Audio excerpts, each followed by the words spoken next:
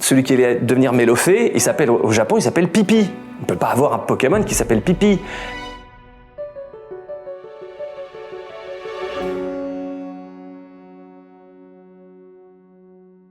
Bonjour et bienvenue dans ce nouvel épisode de Virage. Aujourd'hui, nous recevons Julien Bardakov. Vous le connaissez peut-être, c'est celui qui a adapté les noms japonais des Pokémon en français. On lui doit Roucou, Salamèche, Carapuce et beaucoup d'autres. Mais vous allez voir, il n'a pas fait que ça. Il a eu une très belle carrière. Je vous laisse découvrir l'épisode. Mais surtout, n'hésitez pas à commenter, liker, partager et surtout abonnez-vous parce que c'est ce qui nous permet de vous offrir un nouvel épisode tous les mercredis. Bonjour Julien. Salut. Merci de ta présence. Merci de m'inviter. Alors toi, tu as un parcours très particulier, mais tu te destinais pas du tout à avoir la carrière que tu as finalement eue. Tu as grandi plutôt dans quel genre de famille ? Dans une famille plutôt aisée, on va dire, enfin, avec les problèmes qu'ont les familles, mais des artistes, beaucoup d'artistes, donc des gens qui m'ont un peu éduqué sur la lecture, les films à regarder. M'éveiller aux langues et au métier de la traduction plus tard. Voilà. Mais donc dans un monde où évoluent les célébrités ou alors des artistes pas tu veux vraiment tout savoir ? Ouais, tu veux le dossier dès le départ ? Bah ouais, oui, la première phrase. Il y a 2-3 célébrités, ouais. Il y a 2-3 célébrités. Alors, d'aucuns diront que je suis un Nepo Baby, mais c'est tellement loin de ce qui a été mon parcours plus tard qu'on peut pas dire vraiment que ce soit ça. Ça m'a permis d'avoir des numéros de téléphone qui appelaient, mais les gens ne savaient pas que j'allais appeler. Et dans mon travail d'aujourd'hui, les gens savent après qui sont mes parents. Ouais. Parce que qui sont tes parents ? Alors du côté de mon père, alors j'ai été élevé à la fois par mon père et ma mère, et ensuite par ma mère et mon beau-père. Donc il y a un peu deux époques, 2 saisons de cette grande série qui est ma vie. Et ça va le son. Et donc du côté, alors la première saison c'était avec mon père qui est donc d'origine russe et hongroise et qui était l'agent, l'impresario de Mike Brandt, de Claude François. Enfin ma sœur c'est la petite fille du téléphone pleure par exemple. Ah bon, voilà.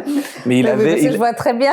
Là pour l'instant, là t'as la ref. Ouais, là je la ref. Là t'as la ref. Bah oui, parce qu'elle s'appelle la petite Frédéric Barkov, qui était le nom de scène de mon père, mais le vrai nom russe c'est Bardakov, ce qui est mon nom. Salut maman. Voilà, donc il y a ça qui était il était l'impresario de plein d'artistes, même le petit Noam qui a chanté le générique de Goldorak à l'époque et qui maintenant fait de la musique de dessin animé, qui a fait la musique de Totally Spies si je me trompe pas, là où j'ai travaillé plus tard. Donc tu vois, les chemins se recroisent. Et la deuxième saison, ma mère s'est remariée avec un acteur assez connu qui s'appelle Pierre Mondy, que vous avez peut-être vu dans Kaamelott, qui faisait l'empereur, qui faisait César, oui, merci de me souffler, et qui était un immense mec, un immense acteur, un immense metteur en scène à qui on doit, La Cage aux Folles, Le Dîner de Cons, Joyeuse Pâques. Parce que ta mère, elle aussi était actrice, c'est ça ? Ma mère est comédienne, absolument, metteur en scène aussi. D'accord. Oui, donc milieu très artistique. Oui, voilà, on est dans des trucs artistiques. Et alors toi, quand t'es petit, tu penses que tu vas évoluer dans ce milieu artistique ? Pas du tout, je déteste ça. Ah d'accord. J'ai l'impression que c'est que des métiers de gangster et de trahison. D'accord. Et les comédiens me font chier. Alors donc à l'époque, maintenant ça va, j'ai beaucoup d'amis comédiens. Je m'exile dans un truc qui allait que être à moi, c'est-à-dire les jeux vidéo et le Japon, et de partir au Japon pour faire des jeux vidéo.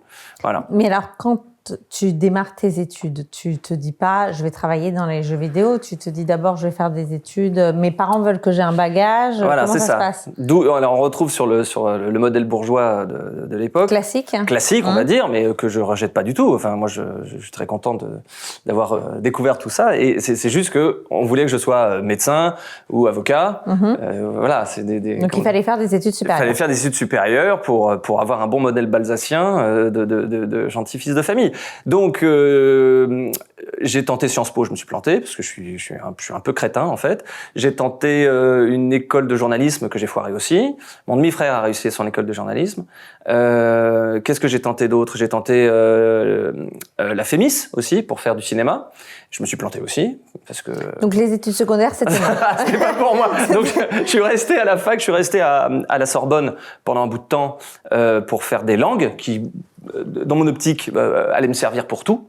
Et plus tard... et alors, t'as fait quoi comme langue? J'ai fait un LEA au début, anglais-espagnol. Ouais. Donc, il y avait de la littérature, mais il y avait aussi de l'économie. Ça sert pas à grand-chose, le LEA. Hein. Désolé pour ceux qui font LEA, mais je pense pas qu'on trouve un travail juste avec le LEA. C'est pour faire un tremplin vers autre chose. D'accord. Et en même temps, je me suis inscrit à Dauphine, on est à côté là, en langues orientales. Merci de donner notre adresse. Ah bah vous voulez savoir où on est? C'est parfait. Écoute, c'est idéal. Pour apprendre le japonais, voilà. Et en même temps, j'avais appris avec la méthode Assimil, je me souviens de japonais. Et c'est à ce moment-là où je cherche un petit boulot et on m'engage chez Nintendo.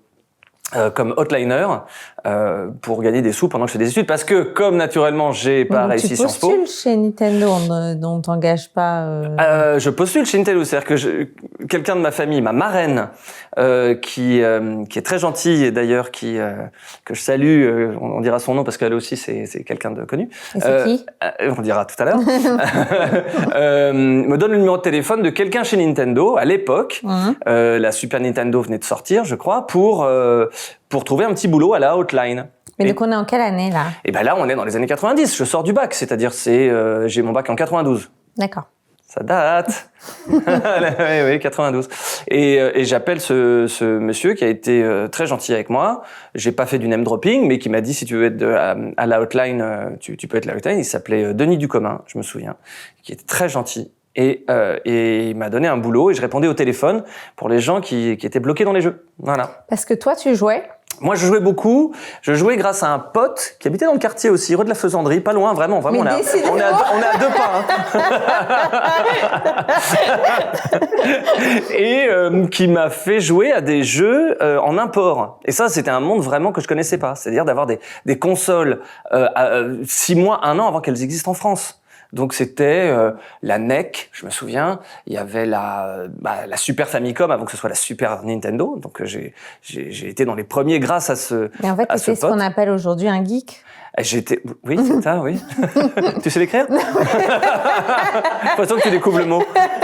Un petit peu, parce que c'est pas trop mon monde. Ouais, donc je suis un geek, ouais. Merci. Bah, je t'en prie. D'accord. Donc tu joues sur des consoles qui n'existent pas encore en France. Mais oui, mais comme je regarde des dessins animés avant qu'ils sortent en France. Il y avait tout un trafic de cassettes NTSC, des cassettes américaines que tu avais avant la sortie ciné en France ou en Europe. Donc Aladdin, je l'avais même vu chez quelqu'un en laserdisc, je l'avais en avance. Donc tu vois, les dessins animés, plus tard les animés, donc les dessins animés japonais, et les jeux vidéo, tout ça, c'est allé. Mais dans les années 90, qu'est-ce qu'il y a comme jeux vidéo? C'est quoi il y en avait déjà depuis très longtemps. La ref absolue, c'est quoi? La ref, voilà, c'était la Super Nintendo qui venait de sortir, c'était Super Mario World. Les jeux de départ, c'est-à-dire il y avait F-Zero, il y avait un Star Wars, je sais plus à quoi d'autre on jouait, mais la NEC, elle existait déjà avant, c'était une 8 bits boostée la NEC, c'était même pas une 16 bits. La première 16 bits, c'était la Super Nintendo. Ah non, la première 16 bits, je crois que c'est la Neo Geo qui est une 16 bits boostée, qui était un truc de... Non, je parle en chinois depuis tout à l'heure. Bon, bref, je suis un geek, ouais. Et c'est grâce à ce pote que plus tard j'ai engagé au service de traduction, qui s'appelle Daniel Charby, et qui m'a ouvert les yeux sur toute cette culture-là. Et c'est grâce à lui que je me suis intéressé à la Japan culture, on va dire, et aux jeux vidéo. Donc, tu arrives chez Nintendo, tu es à la hotline et on appelle parce qu'on est bloqué dans le jeu et toi, tu es là pour débloquer. Enfin, je suis censé être un expert de jeux vidéo pour aider les gens qui sont bloqués dans Zelda. Tu as une expertise sur tous les plus grands jeux. Les jeux Nintendo en tout cas, oui. Oui, pour pouvoir les faire avancer par téléphone. Oui, ils payent. Enfin, ils payent le service, pas moi, mais moi c'était un boulot d'étudiant. Donc c'était à Saint-Ouen-l'Aumône. Pas du tout à côté d'ici, parce qu'on n'est pas du tout à Saint-Ouen-l'Aumône. Où t'avais, 30 personnes qui répondaient au téléphone. Ça sonnait toute la journée. T'avais un petit logo, un petit jingle dans ton oreille pour savoir qu'il y avait quelqu'un qui était connecté. Et tu faisais Nintendo bonjour. Et je disais Nintendo bonjour 500 fois par jour. Et alors là, tu vas connaître un grand tournant dans ta vie.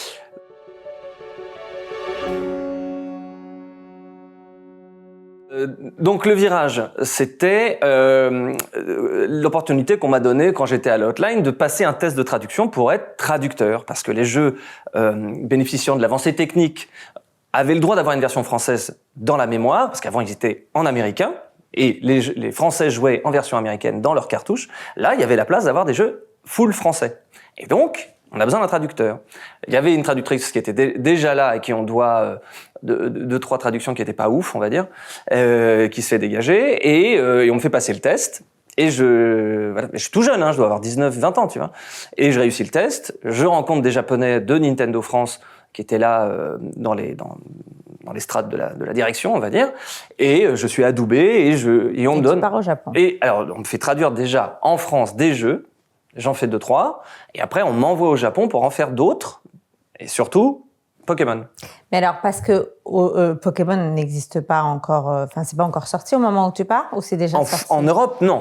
En Europe, ça n'existe pas. Non, c'est sorti en Europe en 99, si je me trompe pas, et en 96 au Japon. Donc il y a 3 ans pour savoir que le jeu est un truc énorme, en fait. Mais toi, t'es envoyé au Japon en quelle année? Moi, je commence chez Nintendo en 96, justement. D'accord, donc quand t'arrives là-bas, ça existe déjà au Japon? Ça existe déjà au Japon, et je joue sur une cartouche japonaise pour découvrir le jeu. Et c'est la révolution qu'on imagine dès le lancement, ou alors pas du tout, ça démarre tranquillement? Alors, le temps que la version française soit ficelée... Non, celle de là-bas, je veux dire. Quand t'arrives au Japon, c'est déjà là-bas? C'est déjà très connu, ouais. C'est déjà très connu, et tout le staff avec qui je travaille au Japon porte des t-shirts Pokémon, tu vois, ça existe déjà. Et leur sonnerie de téléphone, c'est le jingle de Pokémon, tu vois. Et je me dis dans quoi je suis tombé, et alors que je connaissais pas le jeu. Mais je suis quand même le premier Français à avoir joué au jeu. Et alors, donc, là-bas, tu joues là-bas pour la première fois? Je joue là-bas. Et alors, t'en penses quoi la première fois que tu découvres le jeu? Ça ressemble à un RPG, tu vois, comme tu l'as très gentiment dit, je suis un geek, donc j'ai joué à ce qu'on appelle des RPG.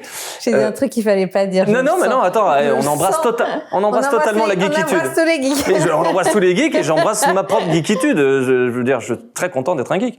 Mais tu sais, on peut être un geek de tout, on peut être un geek de couture. Mais attends, mais il y avait absolument rien de négatif dans ce que j'ai dit. Bon, de toute façon... c'est quoi la question? Je te demande la première fois que tu joues à Pokémon, qu'est-ce que tu en penses? J'en pense que ça ressemble à d'autres jeux que j'avais connus en jouant à mes jeux en import, grâce à Daniel Charby, c'est-à-dire Phantasy Star, les Final Fantasy, les premiers, c'est avant que le 7 soit hyper connu, il y en avait d'autres qui étaient les Final Fantasy 1, 2, 3, ceux-là j'avais joué, donc c'était des combats au tour par tour et une exploration sur une carte. Et dès qu'il se passe quelque chose, boum, tu zoomes et tu te bats contre une bestiole. Là, c'est des bestioles que tu peux capturer, collectionner. Tu connais le principe. Voilà. Et donc j'ai cette nouveauté-là et je vois le bidule et je dis ouais c'est pas mal, ça ressemble un peu à ce que j'ai vu, c'est quand même pas mal, c'est tout. Mais je le regardais en surface et j'étais pas fan au début. Ah bon? Mais non, je me suis dit ouais bon bof. Mais pourtant autour de toi il y a toute une espèce de... Mais oui, mais c'est le côté petit con que j'ai de refuser l'évident. Que tout le monde aime. Bah oui, c'est normal. Ah viens, on sort dans cette boîte et tout, c'est formidable. Et toi il t'arrive, tu vois, ça pue, ouais j'aime pas et tout. Et en fait trop bien. Voilà. Donc tu joues la première fois, ça t'emballe pas? Non, c'est un jeu à traduire comme un autre. D'accord. Je les ai tous traduits. Tu te dis pas ça va être la révolution que ça a été? Non, pas vraiment. D'accord. Après, il me laisse au Japon avec ma cartouche pour y jouer, pour connaître le jeu par cœur, pour commencer à traduire, une situation qui n'existe plus aujourd'hui. Les traducteurs, ils traduisent des choses sans voir des images. Ouais. Je peux en témoigner parce que je continue à le faire. C'est bien un des problèmes. Et là, c'est un des problèmes, on en reparlera, mais... Et là, je joue au jeu non-stop, soit au bureau, soit à l'hôtel, je sais plus. Et je deviens totalement accro. Donc j'achète les t-shirts, ma sonnerie de téléphone, ça devient le jingle. Je réponds par Pika à chaque fois qu'on me pose une question. De toute façon, je parle pas la langue, je sais pas ce qu'ils disent. Et, tu parles pas du tout japonais quand tu parles là? Il est vraiment pourri mon japonais à ce moment. D'accord, ok. Il est toujours aussi pourri. D'accord. Mais donc ils ont des noms, les Pokémon ont des noms japonais. Ouais. Et toi, ce qu'on te demande de faire, dès le début, c'est de traduire les noms japonais des Pokémon. Pas vraiment. Qu'est-ce qu'on me demande au début? Au début, on me demande de prouver que les noms japonais ne peuvent pas fonctionner en France. Parce que ce qu'on nous demandait au départ, c'est, moi et à l'allemand, c'était de savoir ce qui passait dans leur culture. Est-ce qu'on pouvait garder des noms japonais en Allemagne et en France? L'allemand, si je me souviens bien, il avait dit ouais, il y a pas de problème. Et moi, je me battais bec et ongle en disant mais c'est pas possible. Celui qui allait devenir Mélofée, au Japon, il s'appelle Pipi. On peut pas avoir un Pokémon qui s'appelle Pipi. Salamèche, il s'appelle Hitokage. Kage dans le sud de la France, c'est couler un bronze. Voilà, donc j'ai fait ça un peu sur tous les Pokémon, même sur Pikachu, et je savais que j'avais pas le droit de le traduire, et j'aurais jamais le droit de le faire. J'ai inventé des trucs en disant que Pikachu, ça voulait dire j'ai volé ta voiture. Enfin, tu vois, des trucs catastrophiques. Raichu, j'avais dit, il se transforme en Raichu, j'ai dit que c'était se faire des rails, en plus avec du chou, tu vois. Tu voulais traduire, quoi. Avec des légumes. Donc mon premier boulot, c'est ça, c'est persuader que les noms japonais fonctionnent pas. Ensuite, on me dit, Ok, bah vous allez avoir les noms anglais. Les noms américains, ils sont déjà traduits en partie. Vous allez avoir les noms américains. Et là, je fais le même boulot. C'est-à-dire, je leur dis, oui, mais alors regardez, le Salamèche, il s'appelait Charmander. Charmander, c'est catastrophique. Ça marque un peu la scission qu'il y a entre la culture canadienne et française. Le char, ils disent ça pour les voitures. Pas nous, on les déteste, les Canadiens. Enfin, j'ai inventé des trucs de dingue. Voilà. Pour Charmander. Tu savais pas ça? Tu voulais traduire. Je voulais absolument traduire le truc. D'accord. Et alors, est-ce que, par exemple, en japonais, le nom qui a été donné en question au Pikachu, oui. Non, Pikachu, c'est justement le mauvais exemple, mais on va dire au Pokémon. Ouais. Est-ce qu'il a une réelle signification comme toi, tu l'as traduit en français? Ou alors est-ce que plutôt ce sont des noms, on va dire, un peu inventés pour le personnage? Alors, il y a toujours une profondeur en japonais. Ah, il y a toujours une profondeur? Il y a toujours une profondeur, et c'est là où j'ai un peu outrepassé mon travail de traduction pure, c'est-à-dire qu'il y a une vraie adaptation, c'est-à-dire que toute cette profondeur qui ne fonctionne pas, où ça fait écho à de la mythologie japonaise, un site touristique au Japon, ou tu vois, ou quelque chose de la pop culture, bah, il faut trouver quelque chose, il faut trouver l'équivalent en France. Oui, donc c'est pas de la traduction. C'est de l'adaptation. Ouais. C'est de l'adaptation, c'est pas de la traduction. J'ai pas beaucoup d'exemples sur moi, mais il y a une logique culturelle qui est vraiment aux antipodes entre la France. Nous, on va mettre beaucoup de faste autour de quelque chose pour lui donner de la puissance. Alors qu'au Japon, on va le dénuer tout artifice pour que ce soit contemplatif et donc puissant. Il y a des oiseaux légendaires. Ils s'appellent, en français, Sulfura, Articodin et Elector. Moi, j'ai pris des divinités. Je parle d'un élément, l'électricité, le soufre et l'Arctique, et je leur ai mis des divinités. Odin, Thor et Ra, le dieu du soleil, pour donner le côté chaleur et le soufre, qui est une pierre incandescente. Au Japon, c'est l'inverse. On les appelle Faya, Sanda, Frieza. Donc c'est pile l'élément. Donc c'est des trucs qui incarnent l'élément. Moi, je peux pas les appeler feu. Mais c'est la mission qu'on te donne, on te dit adapte ou on te dit... Non, on me dit traduit. Traduit. Et toi, tu décides d'adapter. Bah oui. Bon, déjà, il y avait aussi une autre réalité, c'est que chaque fois que j'allais créer un nom, on allait le déposer pour que ça en soit une marque. Je pouvais pas créer Freezer, enfin alors, froid et... Moi, j'ai une question sur le dépôt des marques. Est-ce que ça t'offre un droit d'auteur? C'est des marques, mais j'ai fait un travail de ce qu'aujourd'hui on appelle de la localisation. C'est-à-dire que et puis non, enfin c'est surtout, je pense que le jeu vidéo c'est une œuvre collective, donc j'ai pas matière à avoir enfin en tout cas ça appartient à Nintendo. Ça appartient à Nintendo. Moi je me suis jamais posé cette question-là.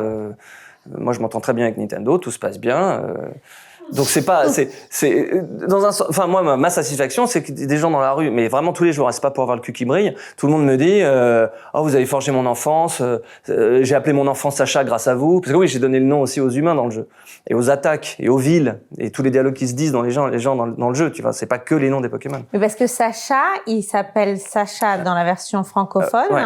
Et pas du tout en anglais, il s'appelle Ash, et au Japon, il s'appelle Satoshi. Moi, je l'ai appelé Sacha parce que je voulais que mon enfant s'appelle Sacha parce que je suis d'origine russe.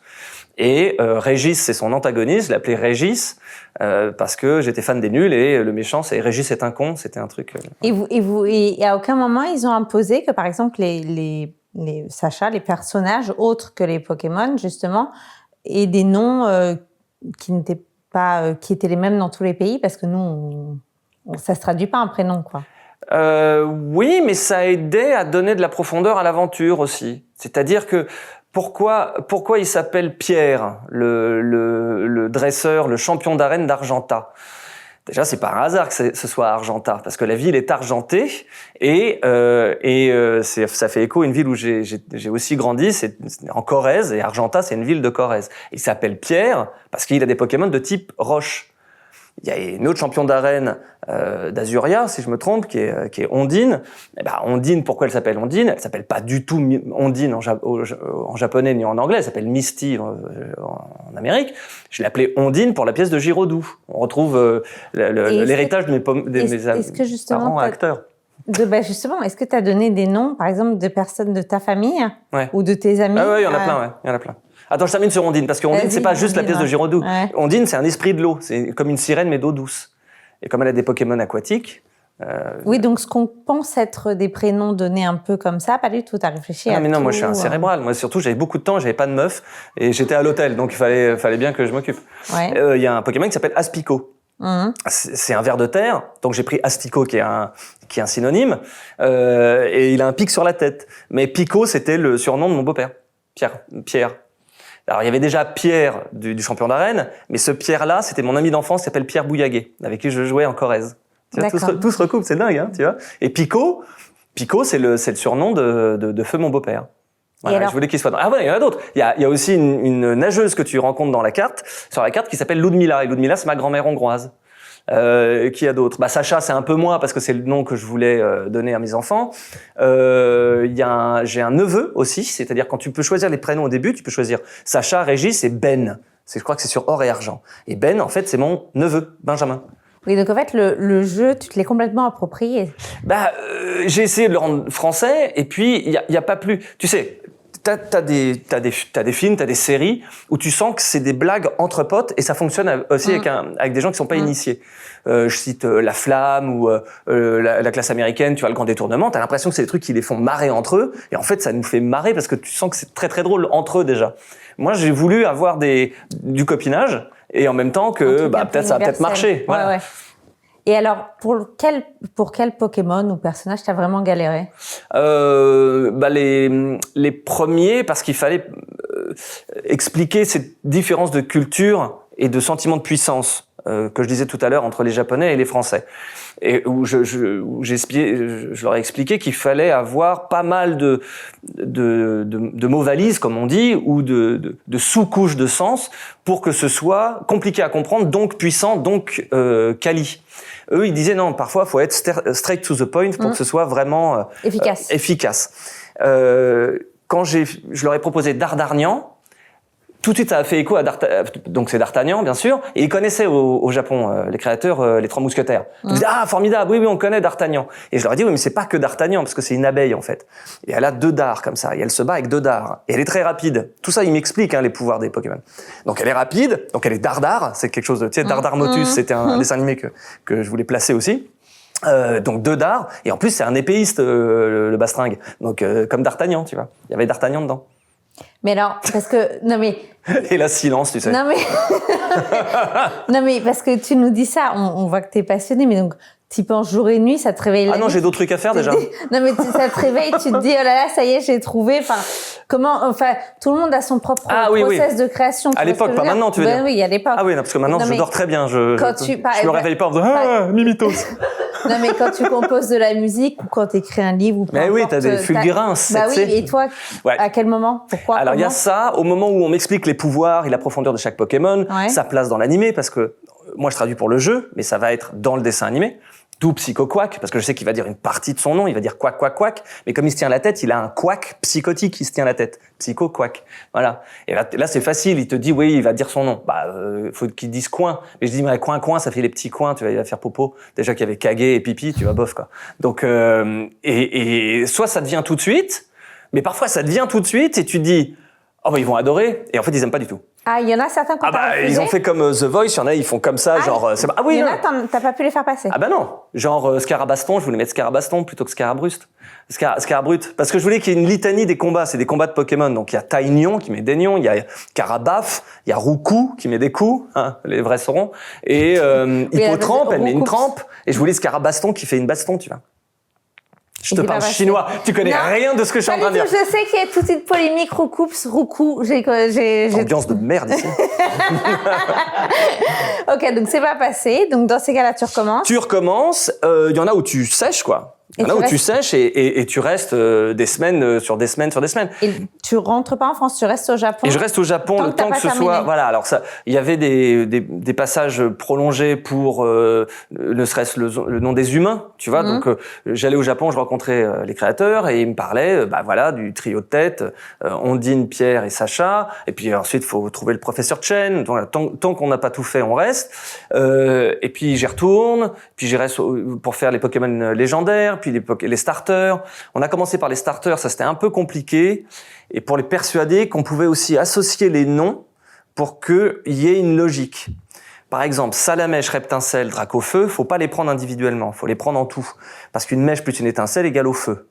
Voilà, il faut que ce soit aussi ce qui est un peu la logique en japonais de bulles bizarres. Il y a une vidéo sur mon compte Instagram, vous verrez, ça explique tout ça.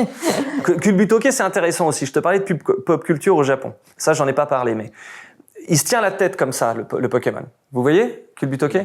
Je regarde la team. Oui, parce que alors là, je dois dire que là, ça y est, tu m'as perdu. Mais oui, je t'ai paumé, c'est pas grave. Team geek. Voilà, Mais c'est pas des geeks, ils sont juste normaux. non, c'est la team geek. C'est la team geek. Kulbutoke, il se tient la tête. Moi, je voulais qu'il puisse dire ok, parce qu'il s'appelle en japonais Sonan, ce qui veut dire en effet. Au début, je voulais l'appeler Seslawi, mais ça faisait un peu nom de famille libanais, alors que ma meilleure amie est libanaise. Salut Jessica, mais Seslawi. Ah oui, en plus, je voulais faire Seslawi en clin d'œil au Père Noël est une ordure, où il dit Seslawi tout le temps. Voilà. Ah oui, parce qu'il y a plein de trucs.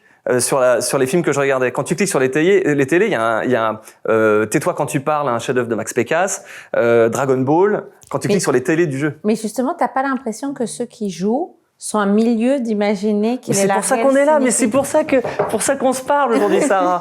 C'est pour, révéler le truc 30 ans plus tard. Mais c'est au fond, pendant 30 ans, justement, enfin, tu te dis pas ça fait 30 ans que je suis comme ça à la boulangerie. S'ils savaient. Ils savent pas. Faut que je leur dise. Non, ce qui était ma joie, pour être vraiment honnête, c'est que les gens pensaient que sur Canarty Show, j'avais fait une erreur et que c'était de ma faute. Alors que c'est exprès. Et là, j'étais hyper content. Et c'est 30 ans après, Farod, qui est un youtubeur de renom, vient me chercher vraiment des limbes de l'oubli et me pose toutes ces questions-là. Et là, ça a explosé et c'est pour ça que voilà, on se connaît, je connais Sébastien et j'ai pu passer un peu devant des caméras pour expliquer ces trucs-là. Attends, je termine sur Sonance, sur Kulbutoke. Et je voulais aussi, comme il se tient la tête, qu'on puisse penser qu'il est toqué. Donc il y a toqué dans le nom. Et comme il est comme ça et tu le pousses et il revient comme un mec qui est toujours d'accord quelque part, c'est Kulbutoke, comme un culbuto qui était un jeu des enfants, tu sais, où tu pousses et je sais pas si ça existe encore. Si. Ça existe encore. Voilà, Kulbutoke. Mais il y a quelque chose qu'on n'aura jamais en français, c'est-à-dire que ça parle d'un acteur japonais qui se tenait la tête et qui faisait toujours un peu le mec qui est pris en défaut et qui fait Sonance. Genre c'est vrai parce qu'il a fait une bêtise. C'est comme un Urkel qui fait c'est moi qui ai fait ça, tu vois, c'est un peu ça au Japon qui fait Sonance, qui a vraiment la même tête comme ça. Tu peux pas l'adapter, tu peux pas le traduire ça. Faut que tu l'adaptes. Faut que tu parles de quelque chose en France qui est à peu près du même tonneau.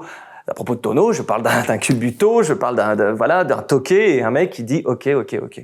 D'où le début de Seslawi, parce que c'était l'équipe du Splendide versus l'équipe de ces comiques japonais. Et alors, si tu devais, si on te demandait 30 ans plus tard de regarder à nouveau tous les noms que tu as donnés, est-ce que plus tard tu t'es dit, j'aurais pas dû donner des regrets? Mais pourquoi tout le monde me pose cette question si j'ai des regrets? Non, mais non, j'aurais peut-être dû l'appeler comme ça maintenant.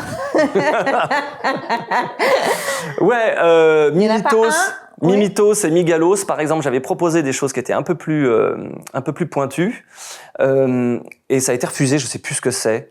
J'en ferai une vidéo peut-être un jour sur mon Insta, mais c'est pas dingue, Mimitos. C'est juste une mythe qui est mignonne avec un os à la fin. Préf. Ah non, Migalos et Mimitos, c'est pas. C'est lequel ton préf? Mon préf, c'est toi. Non, c'est Psychoquack, j'aime bien, ouais. Psychoquack, Rondoudou, c'est pas mal parce qu'on pense que c'est quelque chose qui pourrait exister, Rondoudou, alors qu'il y a 5 sens cachés dedans. Est-ce que t'es prête, Sarah, pour Rondoudou? T'as entendu parler de Rondoudou déjà ou pas? Oui, j'ai déjà entendu parler de Rondoudou. Ok, Rondoudou, c'est un petit truc mignon qui chante et qui t'endort. Mais aussi, ça peut être une peluche, donc il est doux comme ça. Et si un Pokémon essaye de le niaquer, il lui reste, et ça vraiment les Japonais m'expliquent ça au moment où ils me briefent, il reste un goût sucré dans la bouche du prédateur. Donc t'as tout ça. Ok, qu'est-ce qu'on fait? Il s'appelle comment en japonais? Il s'appelle Purin. Encore un exemple de truc que tu peux pas garder en français, parce que tu vas le lire purin. Purin, c'est quand même le caca du cheval. Je suis très scato, comme garçon. Envoyez caca au 8 12 12. C'est moi qui réponds. Nintendo, bonjour. Prisonnier du passé. Non, donc il s'appelle Purin, qui est crème caramel. Ça veut dire crème caramel, un Purin. C'est comme une crème renversée, tu sais, avec le truc qui dégouline. Parce que c'est rond, une crème caramel, comme un flambi. Donc je me dis, qu'est-ce qu'il y a de rond dans les sucreries? Il y a un roudoudou. Donc il est rond, dans rondoudou, il y a rond, il y a doux, il y a doux, aigre doux, et le roudoudou, qui est une sucrerie ronde rose, comme le Pokémon, ou rouge, mais aussi il t'endort. Et quand il t'endort, tu dors avec quoi? Tu dors avec un doudou. Voilà. Mais avec quoi tu fais de la musique? Je suis. Bah très bien. Et avec quoi et si t'endors en chantant, qu'est-ce qu'il y a comme instrument de musique dans rondoudou? Il y a le oud. Oui. Non, pas moi. Oui. Oui. Non, pardon, ça m'est pas venu comme ça. Bah tout de oui, suite, il y a le oud et il y a aussi le rondo qui est une forme d'opéra. Rondo Veneziano, tu sais. D'accord, donc au final, on ne se rend pas compte, mais pour chaque nom, enfin, je pense qu'il n'y a pas, enfin, très peu savent. Mais je suis là pour expliquer tout ça. D'ailleurs, je suis de temps en temps au musée en herbe qui vient d'ouvrir, qui fait une... Non, mais c'est vrai, c'est le moment promo. Le musée en herbe, c'est un musée qui vient d'ouvrir, qui fait une exposition hommage à Pokémon et aux artistes qui s'inspirent de Pokémon. Et parfois, j'y passe pour... Et t'expliques tout ça. J'explique tout ça, parce que c'est mes amis, les gens du musée en herbe. J'explique tout ça et on fait des ateliers avec les enfants et on les fait dessiner les Pokémon de leurs rêves et je donne un nom aux Pokémon de leurs rêves en fonction des pouvoirs qu'ils donnent aux Pokémon. C'est mais très parce mignon. que tu mets combien de temps? Ça se compte en mois, ça se compte en années? En années, ouais. En années? Ouais. À faire des allers-retours entre la France À faire et des le allers-retours Japon? ou d'y rester un petit peu longtemps et puis surtout tu vois, j'en ai fait pas mal des Pokémon. Il y a rouge, bleu, vert, jaune, or, argent, cristal. Enfin, tu vois, il y en a pas mal. Et donc, jusqu'à la sortie en 96, jusqu'à la sortie en France? En 99. En 99, ouais. Oui. Donc, tu pars en 96 et la sortie est en 99? Non, en 96, je commence Nintendo. Alors, j'ai pas les dates. Je crois que je commence Nintendo. J'ai mon bac en 92. Je fais 3 ans d'études que je foire. Je pense que je fais 1 an de hotline. Et après, je commence à être donc traducteur. ça dure longtemps. Donc 96, je pense. Il faut que je revoie mon CV. Et je reste chez Nintendo jusqu'à, je sais plus quand, 2000 et quelques, quoi. Et pourquoi j'ai dû faire 6 ans chez Nintendo. Pourquoi tu avais eu le droit de toucher à Pikachu? Parce que c'est une mascotte. Un peu comme donc lui, Mickey. il n'a pas changé de... Eh ben non, il fallait que ce soit le même un peu partout, comme Mewtwo, qui est le même partout parce qu'il y avait le film. Tu sais, Mewtwo contre-attaque ou je sais pas quoi, là. C'est ça, comment il s'appelle? Mewtwo machin. La vengeance de ce machin. D'accord, donc Pikachu, il était Non, Pikachu, pas le droit, et j'en ai proposé. J'avais proposé, comme c'est une souris électrique, j'avais appelé souris saume, ou comme un souriceau et les aumes. Rongertz, comme un rongeur et les hertz. Et ça, c'est valable pour tous les pays. Il n'y a pas qu'en France qu'on l'a pas traduit. Et là, c'est Pikachu partout. C'est Pikachu partout. C'est Pikachu partout, et c'est très bien, c'est très mignon, Pikachu. Et alors, une fois que tu as terminé sur Pokémon, tu as basculé sur d'autres jeux? Bah écoute, il y avait pas mal d'autres trucs autour de Pokémon. C'est-à-dire qu'il y a Pokémon Snap, il y avait Pokémon Pinball. Enfin, tu vois, il y a plein d'itérations, comme on dit, de Pokémon. Mais je traduisais d'autres jeux. C'est-à-dire qu'il y avait les Zelda, enfin, surtout Ocarina of Time. Il y avait Mario 64. Mario Kart 64 où je prête ma voix à Luigi. D'ailleurs, si vous jouez en version japonaise, vous entendez bingo et c'est moi en fait. Ça va, j'ai saturé le truc ou pas? Mais qu'est-ce qu'il faut avoir comme atout professionnel pour être un bon traducteur? Non, mais parce qu'en fait, on se rend compte que c'est pas de la traduction, c'est de l'adaptation comme on a dit, mais donc il faut une grosse culture. Mais c'est pas de la culture, c'est juste que moi j'ai de la mémoire pour faire des refs, quoi. Je fais des références à des trucs qui me font marrer. Aujourd'hui, tu vois, dans Assassin's Creed, où j'aide à faire les textes et à aider les comédiens à enregistrer leurs répliques. C'est pour ça, on revient sur mon histoire d'enfance où j'aimais pas les comédiens. Maintenant, je travaille avec des comédiens qui font du doublage, qu'on salue d'ailleurs et que j'aime beaucoup, et qui font un travail formidable quand ils prêtent leur voix aux héros des jeux vidéo d'aujourd'hui. Et moi, je mets des refs rigolotes, par exemple. Dans tous mes jeux, je mets le générique de Motus. C'est-à-dire qu'il y a un mec qui va chanter, elle est morte de rire. Il y a toujours un mec qui chante le générique de Motus. Vous tapez sur YouTube Assassin's Creed Motus, vous allez entendre les gens qui chantent ta ta ta ta ta ta. Et alors toi qui rencontres souvent les joueurs au final, t'as l'impression qu'ils se rendent compte de tout ça, de toutes les rêves que tu mets? Mais non, mais c'est ça la richesse du truc. C'est ça. Comment dire, mon salaire, tu vois, ma récompense. C'est bien payé d'ailleurs? Non, j'étais très mal payé, j'étais au SMIC. Mais je m'en foutais, je faisais le rêve de ma vie. Je traduisais des jeux et j'y jouais avant les autres. Je jouais en import, tu sais, ma passion c'était de jouer en import. Et T'avais des consoles gratuites? Alors je les ai plus. Ça fait très longtemps que j'ai pas de console gratuite, ni de jeux gratuits. Mais peu importe ceux avec qui je travaille, que ce soit Ubisoft ou Nintendo et tout comme ça. Bon, écoute, moi Parce que après t'as fait de l'adaptation sur d'autres jeux. Sur d'autres jeux, ouais. Et alors lequel a été, si tu regardes un peu dans le rétro, de l'époque Nintendo? Non, depuis là. Depuis. Non, l'époque Nintendo, c'est la plus belle époque de ma vie. Vraiment, c'était génial. Je reste un fan de Nintendo, c'est-à-dire que je continue à acheter les consoles Nintendo et acheter les jeux. Et tu continues à jouer? Je joue comme un dingue. Je fais de la compétition sur Smash Bros. Je fais de la compétition. Ah ouais? Et sur Mario Kart, je fais de la compétition. J'ai dézingué Farod. Salut. Et tu m'as engueulé parce que j'ai dit que tu geekais. Je geek, ouais. Je geek. Mais je geek sur de la lecture, je geek sur de la poésie, je geek sur les films. Sébastien peut en témoigner. On fait du Trivial Poursuite ensemble. Il sait que. Mais lui, c'est normal, c'est un geek. Non, mais c'est pas un geek. Mais donc ton argument, il est. C'est une brute, il sait tout. Et sa meuf, c'est insupportable. Elle sait tout. C'est insupportable. C'est des gens, ils savent tout. Voilà. Non, mais Assassin's Creed, c'est passionnant de faire Assassin's Creed parce que ça te fait un peu bosser les refs. C'est-à-dire que je peux pas... Ok, je mets du Motus, mais je mets des trucs un petit peu plus pointus. Parce que tu dois te documenter quand tu rentres dans un jeu. Absolument. Tu dois avoir... si tu veux parler en vieux français, par exemple. Si tu veux mettre des références historiques. Ouais. Donc, tu veux avoir des choses un petit peu plus poétiques. Même si les joueurs le voient pas, mais moi, ça me dérange pas. Je sais qu'il y a ça dedans. Voilà, il y a des choses cachées. Comme quel artichaut.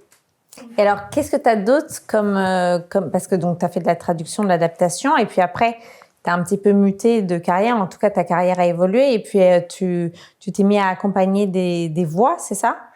Ça reste de la traduction et de l'adaptation parce que maintenant, en doublage, comme dans certains films, comme pour certains films, on n'a pas le droit de voir les images. Le jeu vidéo, on double les personnages sans vraiment les voir et sans voir les situations. Donc ils ont besoin d'un auteur, même si je ne fais que de l'adaptation, pour leur expliquer, à ce moment-là dans le jeu, il va se passer ça. À l'image, ça va ressembler à ça.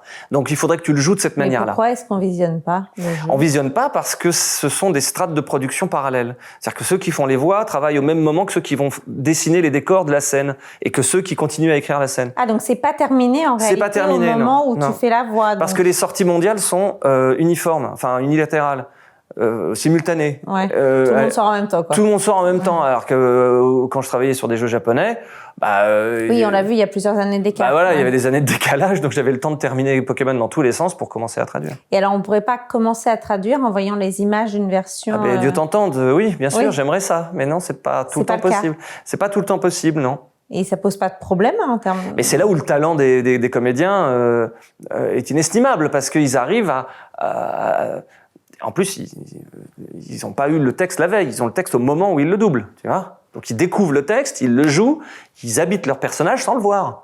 Et après, ça donne le résultat sur l'écran qui marque des générations sur des jeux formidables comme, pas forcément Assassin's Creed, mais il y a des jeux dingues, tu vois, qui font que, la voix derrière, c'est totémique pour les fans.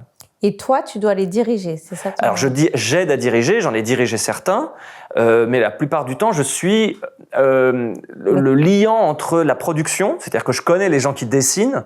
Ah, donc toi, tu as déjà donc je vais voir au-dessus de leur épaule D'accord. pour voir les images, mais je peux pas les emporter avec moi. Tu fais le lien entre les deux. Voilà, donc je vais voir ensuite les comédiens en disant ah oui, j'ai vu à quoi ça ressemble. T'as une balle dans la jambe à ce moment-là, c'est pas marqué. Tu peux pas le jouer comme ça. T'as une balle dans la jambe, t'as une flèche dans la jambe, on va rester médiéval. Ouais. Ta nièce est morte et t'es roux, tu peux pas jouer comme ça. T'es un rouquin, tu peux pas. Et eux, ils ont zéro info, ils y vont à l'aveugle. Eux, rien, ils y vont à l'aveugle. La plupart du temps, ils y vont à l'aveugle. T'imagines à quel point ils sont fortiches les comédiens de doublage pour faire ça? Mais on se rend pas compte parce que comme on connaît que leur voix, c'est tout un sujet d'ailleurs. C'est tout un sujet. Non, on se rend pas compte, ils sont dans l'ombre. Alors ils sont dans l'ombre, un peu moins maintenant parce que il y a ce combat avec l'IA et alors justement, qu'est-ce que tu en penses? Du bien, j'adore les ordinateurs. Moi, je devrais faire ça comme ça au moins je vais trender. On va être obligé de s'adapter de toutes les manières dans tous les métiers. Si c'est un outil comme les avocats ou les médecins qui font leurs conclusions vérifiées par IA, pourquoi pas pour un truc de vérification, mais tu peux pas avoir une machine qui va s'alimenter des sentiments exprimés par des humains pour exprimer lui-même un sentiment pour un truc qui est nouveau. Tu vois ce que je veux dire? Si tu veux photocopier quelque chose pour faire le même truc, pourquoi pas? Parce que l'IA serait théoriquement capable de remplacer la voix, c'est ça, le doublage. Exactement. Alors, il y a le débat aussi de imiter la voix de quelqu'un de mort ou de quelqu'un de vivant et de faire comme si c'était X ou Y qui était en train de doubler. Ça, c'est déjà un vol de propriété humaine qui est catastrophique. Mais après, de donner des voix à des personnages, j'ai vu des épisodes de Mon Petit Poney qui étaient entièrement adaptés. Oui, je regarde Mon Petit Poney. Entièrement adaptés par un ordinateur et doublés par des voix de non-humains, tu vois. Donc c'est que des 1 et des 0 qui font l'épisode que tu regardes. Tu te dis c'est un mauvais doublage, mais ça passe. C'est ce que j'allais dire, est-ce qu'en termes de résultats, tu t'en aperçois si tu ne le sais pas? Tu te rends compte que il y a des trucs qui sont un petit peu hors contexte, c'est un peu robotique, c'est un peu flat comme ça, mais ça passe si tu regardes ton épisode et tu fais ton téléphone en même temps. De toute façon, tout est lié au degré d'attention du public. T'as des publics qui peuvent plus être prisonniers d'un visionnage. Ils peuvent plus aller dans une salle de cinoche et ils regardent des films ou des séries en x2. Moi, j'ai reçu des commentaires de dire « Oh, ton interview formidable, je l'ai regardée en x1 tellement elle est bien. » Quoi Voilà. Donc, Non, si mais tu regardes en x2, tu t'en fous si c'est une machine qui l'a fait. Tu sais, quand tu écoutes une note vocale, tu la mets en x2. Moi, j'écoute pas, moi. Les gens qui m'envoient des vocaux. Ça, c'est encore autre Robert chose. Pires, par exemple, arrête, quoi. Arrête les vocaux, c'est insupportable. Écoute, je suis pas le porte-parole de ce mouvement-là. Il y a des gens formidables qui font cette communication. Il y a Brigitte Lecordier, Pascal Chemin, Emmanuel Curtil qu'on a vu au César. Ils sont formidables. Olivia Lucioni aussi. Je pense que c'est mieux de les interviewer toi directement, comme ça ils seront complets sur cette question-là. Moi, je vois en qualité d'auteur et de dialoguiste ou d'adaptateur qu'effectivement j'ai vu des machines me remplacer petit à petit. Avant, on était payé pour traduire un texte full, on était payé au mot, et ben là il y a une machine qui te réduit le truc parce qu'il comprend que ça va se répéter à d'autres endroits presque pareil, et donc tu traduis un tiers et t'es payé un tiers alors que tu aurais pu faire tout le document. Oui, mais tu vois, par exemple, là, tu disais, ça dépend du degré d'attention, mais on peut imaginer qu'un joueur, il est concentré sur le jeu. Ouais. La voix, c'est quelque chose d'annexe, finalement. Il y en a qui zappent les voix, ouais. Il y en a qui zappent les voix, les textes et tout, ils veulent faire que de l'action. Mais il y en a qui veulent aussi, je perds mes cheveux, excuse-moi. Il y a des gens qui veulent aussi trouver les petits trucs secrets que j'ai pu mettre à droite à gauche. Tu vois? Pas forcément dans mes œuvres, mais tu vois, Expédition 33, on a parlé de Clair Obscur pendant je sais pas combien de temps. C'est formidable parce que c'est un jeu d'auteur. Donc tu veux le bouffer dans tous les recoins, tu veux le golder, ce truc-là. Donc tu veux connaître la performance de Slimane Yefsa, que je salue, que j'aime beaucoup, et tu veux entendre la voix d'un humain qui fait quelque chose, quoi. Est-ce que tu passes directement de l'adaptation chez Nintendo au fait de diriger des voix, des doubleurs, ou est-ce que tu as entre-temps un petit sas? Ouais, il y a un petit sas, comme tu dis, parce que j'arrête de travailler pour Nintendo après 6 ans et plusieurs voyages au Japon pour faire du dessin animé chez Marathon à l'époque, pour faire Totally Spies et Martin Mystère. Et là, c'est un petit peu plus stressant parce que j'adapte pas quelque chose, c'est-à-dire que je travaille à la création de quelque chose en collaboration avec tous les autres créateurs et les producteurs. Tu travailles à la création du scénario? Des dialogues, voilà, et puis je fais des notes de production, je sais plus exactement tout ce que je faisais. Alors je rejoignais les comédiens de doublage qui faisaient de la création aussi, c'est-à-dire qu'il y avait des animatiques, des dessins pas terminés, et des comédiens que je retrouve maintenant, c'est assez drôle. Il y avait Claire Guyot qui est la voix de la petite sirène et qui fait Sam dans les Totally Spies. Parce que les Totally Spies, c'est français. C'est français, ouais. C'est français. Martin Mystère aussi, c'est français. J'ai travaillé sur ces 2 licences dès leur création, et c'était passionnant, mais un peu stressant parce que tu vois, t'es encadré quand tu fais de l'adaptation. Quand tu as des créateurs d'une œuvre japonaise qui t'expliquent chaque personnage, chaque situation, le scénario du jeu, c'est à toi de le rendre mieux, tu vois. T'as un mandat. Alors que là, c'est de la création. Et là, tu pars de rien. Donc c'est un peu plus stressant, et je sais pas si je suis très fort là-dedans. T'es moins à l'aise, peut-être. Je suis moins à l'aise, mais comme j'ai une bonne mémoire, je suis béni d'une bonne mémoire, je travaille encore une fois par référence. C'est-à-dire que je me dis, tiens, je vais recycler cette idée-là de ce film-là, je vais prendre à ce truc que je vais piquer là pour créer un épisode, ou créer une ligne de dialogue. Donc c'est pas forcément le générique de Motus ou les artichauts, mais ça peut être, cette scène dans Hit, elle est importante, faisons ça avec... Tu transposes avec Freaky Friday, où la mère est dans le corps de la fille, et tu fais une sorte de mishmash, et tu dis, tiens, pourquoi pas un zoo avec des animaux qui prennent conscience, qui parlent comme les humains et qui veulent se révéler. C'est un épisode de Totally Spies, ça. Que j'ai retrouvé dans One Punch Man des années plus tard, et je me dis, waouh, One Punch Man a piqué mon idée. Tu vois pas ce que c'est, One Punch Man? Ouais. Taxi. Non mais tu apprécieras mon honnêteté. Mais oui. C'est la blague qui t'aurait dit. Là, ça zoome sur toi. Tu le sens ou pas? Non, mais moi j'ai appris qu'il fallait pas trop rentrer dans un énorme bobard devant une caméra. Donc est-ce que je vois? Parce qu'après t'es en costume de. Non, je ne vois pas. En papa comme ça, à la fois aux asperges de Gorgeon sur Blavette. Non, je ne vois pas. Voilà. Et alors, toi, à titre personnel et familial, parce que là, on a parlé de tout ton parcours, mais quand tu annonces à ta famille que tu vas faire de la trad... Ma mère pleure encore. Là. D'accord. Elle est en position fétale sur son parquet point de Hongrie, très cher. Ça passe pas très bien. Est-ce que maintenant, avec tous les résultats que tu as eus, et puis... ça commence à être accepté? Pas vraiment. En fait, c'est pas que ce soit accepté, c'est que elle sait pas que je fais ça encore, je crois. Elle a pas pris l'ampleur. Elle a dû me voir au journal télé pendant les 30 ans. Là, j'étais au journal télé d'une chaîne nationale, et elle tombe sur moi, elle me dit, ah mais c'est toi Pikachu? Voilà. Sympa. C'est même Mais moi, elle est au j'ai courant que je suis pas compris médecin. Elle est au courant que je suis pas avocat. Ça, elle le sait très bien que j'ai foiré Sciences Po, elle le sait. Tu sais, on pose toujours à nos invités la même question. On leur demande si... Je failli dire une horreur. C'est standard. Vas-y, dis ton horreur. Nope. Avant la fin de la question. Non, vas-y. Si on pourra la couper, je pourrais reposer ma question. Oui, c'est ça. Non. On me pose souvent cette question, vas-y. Non, est-ce que tu as la vie que tu pensais avoir quand tu étais petit? Waouh. Moi, j'étais fan de Léonard. Tu te souviens de cette BD où c'était un inventeur? Oh là là, ils disent oui, vous êtes fous. Alors, non, Ouais. mais je suis Incroyable. quand même, Bah moi, ma vie, c'était ça. Un petit peu plus jeune. C'est pas sympa parce que non, je ne me souviens pas de Léonard. Quelle année? Bah écoute, je suis né en 74, on va dire c'est à la fin des années 70 ou un truc comme ça, tu vois. Fin des années 70, t'avais une BD où c'était en mode cartoon, Léonard de Vinci et son disciple qui faisait que des conneries, une sorte de Gaston Lagaffe, tu vois. D'accord. Et moi, ma vie, je pensais que ça allait être ça. J'aurais rêvé d'être Léonard, d'être cet inventeur qui fait des trucs avec des fioles et qui crée des trucs. Donc c'était ça la vie que je rêvais. Je rêvais pas de la vie de mes parents du tout, parce que je voyais que des gens qui s'engueulaient tout le temps sur des contrats, sur des comédiens qui ont un rôle plutôt qu'un autre.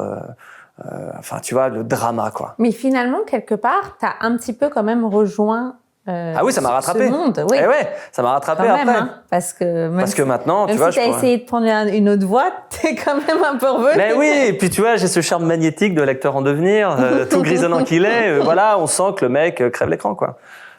Alors j'ai un agent. De toute façon, maintenant, on sait où te trouver. On sait même où nous trouver. Où te trouver grâce à toi, voilà. Donc c'est au coin de la rue. Bah, merci beaucoup. Merci Sarah.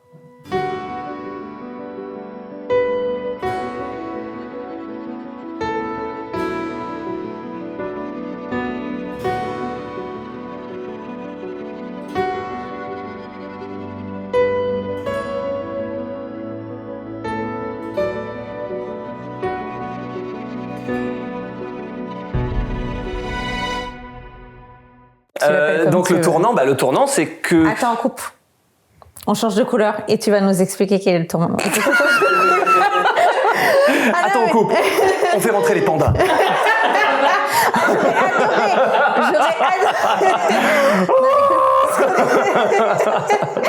Ce qu'on va être capable de faire de mieux, ça va être un bébé chien, tu vois, on n'en est pas là. On va avoir un bébé chien, tu vas regretter d'être venu sur cette session-là et pas la prochaine. Oh